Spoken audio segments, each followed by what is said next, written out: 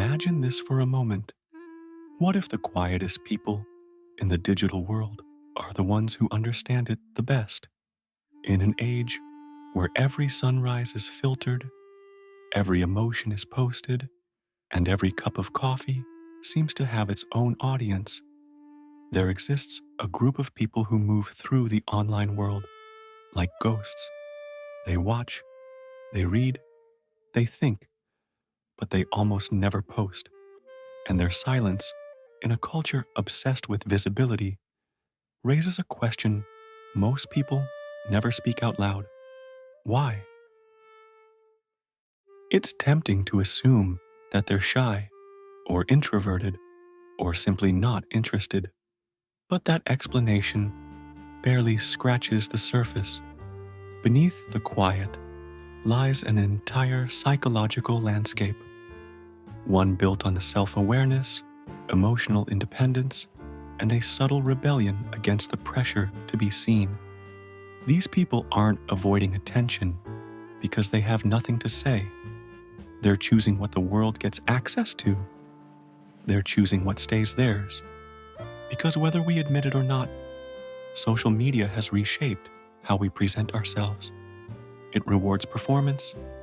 It applauds noise. It trains us to think in captions, to live in highlight reels, to build identities that request approval with every upload. The simple act of posting becomes an audition for relevance. Here's who I am. Does it matter to you? But when someone stops posting, when they step out of that endless feedback loop, something fundamental shifts. Their value stops depending on digital applause. Their experiences stop being content. Moments return to being moments, not material for an audience.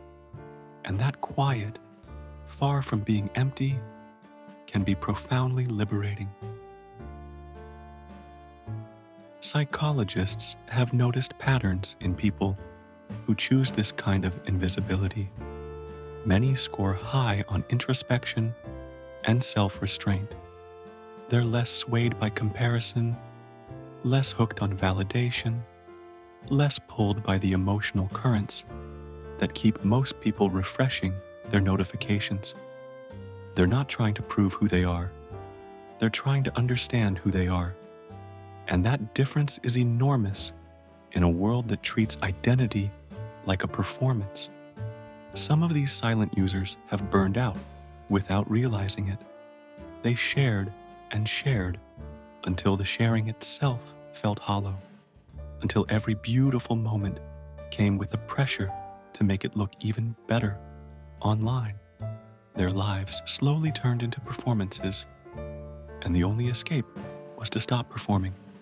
No announcement, no explanation, just a gradual drifting away from the feed. But silence never means they don't feel. Often, it means the opposite. They care deeply about meaning, about presence, about protecting what's intimate. There's a psychological idea called psychological ownership, the sense that something truly belongs to you. When you post a moment, that ownership fractures. The experience becomes public property, open to misinterpretation, judgment, even mockery.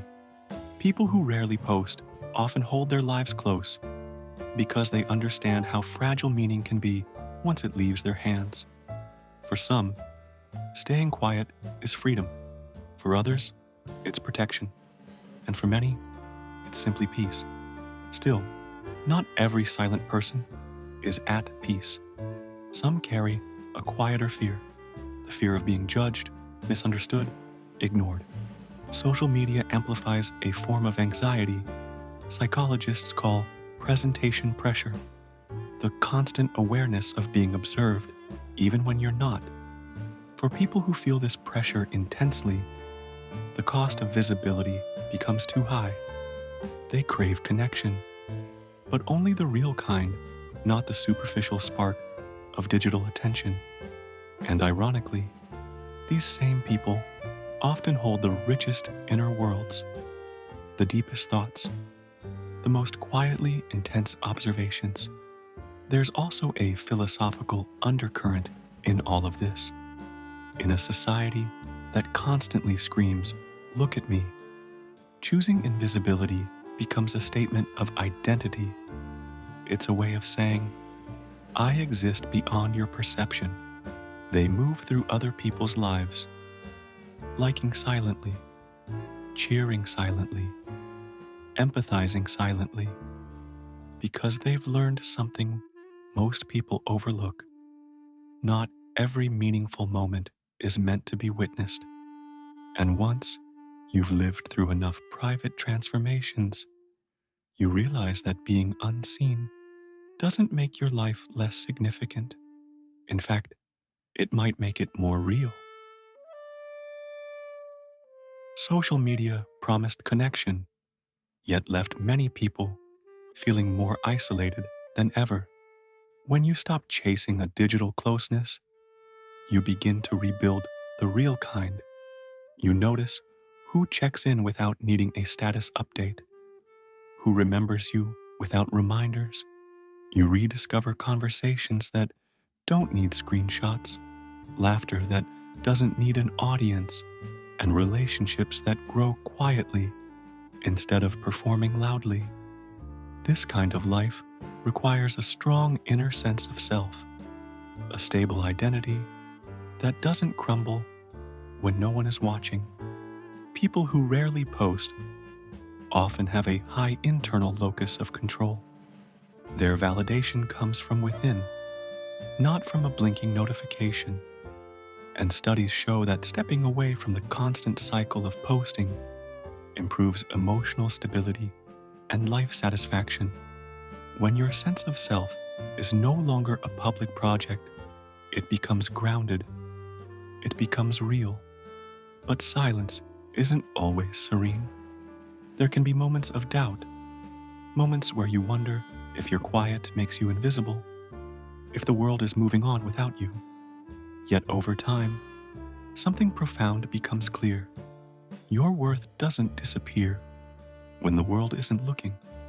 It remains constant, like the soft hum of a room after a storm has passed. And maybe that is what real confidence looks like. Not the loud declaration of self online, but the calm certainty of self offline. Some people say, if you didn't post it, did it even happen? But the moments that shape you most, the breakthroughs, the heartbreaks, the subtle shifts in your soul, rarely happen in front of anyone. They unfold quietly, in the privacy of your own mind, far away from the need to be witnessed. That's what the silent users understand. Privacy is not emptiness. It is intimacy with yourself. It is the ability to hear your own voice again after years of noise. And maybe the most human thing we can do in this digital age is to keep something just for ourselves. Because at the end of the day, we're not meant to be performances. We're meant to be people. And the ones who stay quietly, beautifully invisible online are the ones reminding us of that with every peaceful, unposted day.